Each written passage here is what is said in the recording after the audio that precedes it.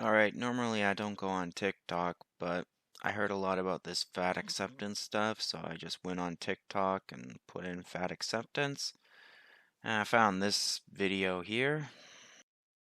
People tell me every day that I shouldn't be allowed on a plane because of my size. I'm here to remind you your size doesn't have to hold you back. No, your size doesn't have to hold you back, but it does damage your health. And just by looking at her in the picture, she's taking up a quarter of the other seat. I sure hope she paid for the other seat.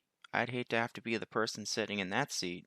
Because I haven't flown in a long time, so I don't know if the airlines ask if you're overweight or not. So I'm not sure how that works. Because if a person shows up to board a plane like that overweight, won't the flight attendants go, oh crap, they're going to need 2 seats? Alright, so I'm going to pop in another clip here. Lose weight if they want to do that. The commercials you see in San Diego and about here, we've got this girl sitting on her sofa talking to her friend who's thin, and she's telling her, wow, why do you have so much beer in your refrigerator? Well, that's the only way I can is to get a guy drunk because I'm so fat.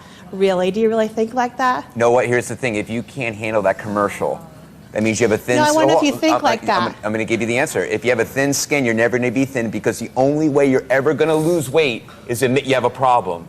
And you know you have to laugh a little bit in life. If we've seen one thing here, if you go to the Urban Dictionary when you go home, it's called fattitude.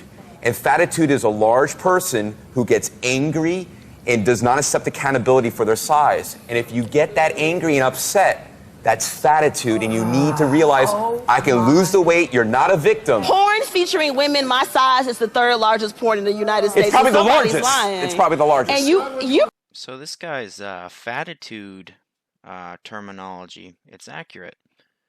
You hear so much about fat people blaming other people for themselves being fat.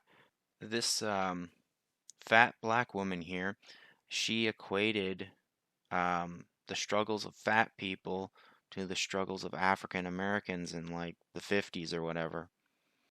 To me, it's almost like reverting back to the civil rights movement. Now we're telling fat folks that they have to buy an extra seat.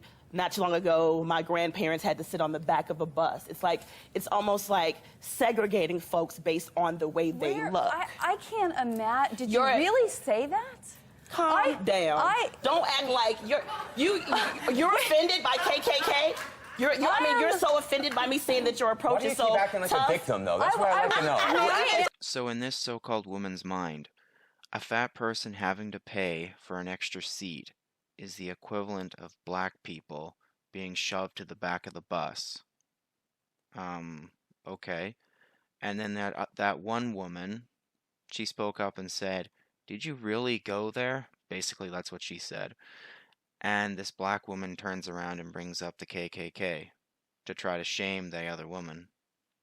So in summary, would you believe me if I said there's some POCs, overweight people of color, who actually blame white people for being fat? Anyway, that's it for my little ramble. Take care.